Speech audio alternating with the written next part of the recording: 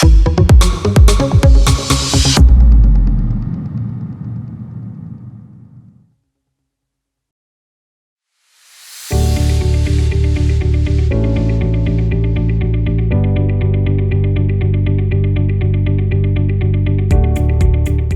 North Dakota Open Education Resource Conference is an opportunity for students, faculty, and staff to come together in person to discuss making education more affordable and accessible. The conference focuses on reducing textbooks costs for students, supporting teaching and learning for faculty, and encouraging collaboration between institutions across North Dakota.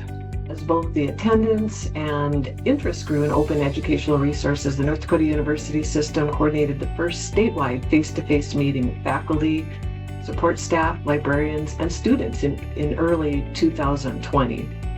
Not every class is going to be compatible with every OER, and having this specific time to learn about the student voice, how students feel about OERs, and how professors feel about OERs can make a real difference. OER stands for Open Educational Resources. These are free education materials that individuals can legally use, share, adapt, and modify. Examples of OERs include textbooks, quizzes, lecture notes, and other course materials.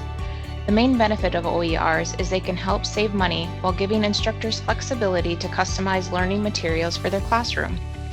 OERs also improve access to education because students can get materials immediately without worrying about cost barriers. Well, they definitely make it that students can access their course materials right away. And even though textbook costs are generally about 4% of the overall cost for students for higher education, it's a 4% that students really feel. Averaging them between all of my courses, some of them will have cheaper textbooks, some of them have outrageous ones. It's usually about $100 that I'm spending, which is crazy. I've seen students go to crazy lengths to either obtain textbooks, or I've seen students going without them completely and just winging it because they can't afford that. Their financial aid isn't going to continue helping with that. They just don't have the means to be spending, you know, an extra $600 a semester for their book. The cost of textbook typically comes after you pay off your tuition, as you don't even know if the professor is going to use the whole book or if you can just use snippets from PDFs online, and you can get from Thrift's books or other websites or even other OER websites. That cost also comes after the fact when a lot of financial aid is already dispersed to your tuition, so it's still a kind of sticker shock too. And so kind of just going back to where it should be, and the affordability aspect, OERs are affordable. They're cheap if not free. They're made by the professor or by somebody who understands the content very well as well, and someone who's very invested and wants to see students grow and learn, and making that accessible in the best possible way to students too.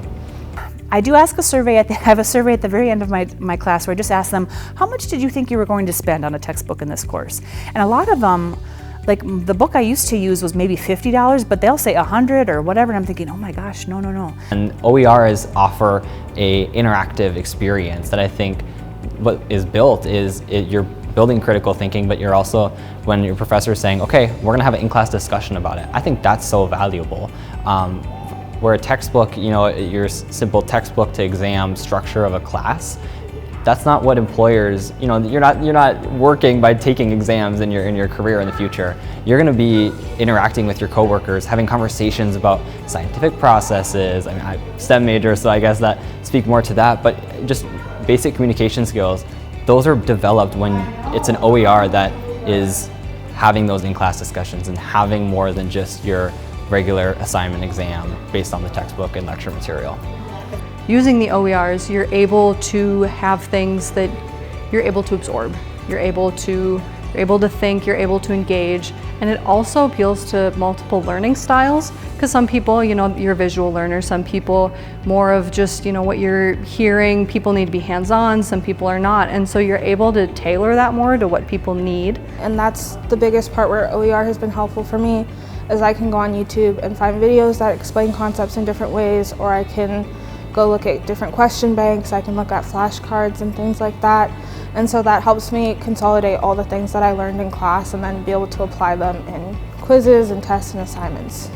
once you have that kind of control in your classroom over the content and what you're kind of putting together, it kind of leads to other cool things too. Active learning, some of the students brought that up today about like interactive things and role playing in class. And like, you know what, that's what it leads to. It leads you to doing more and more things instead of just like, here's a textbook, here's a test, end of story.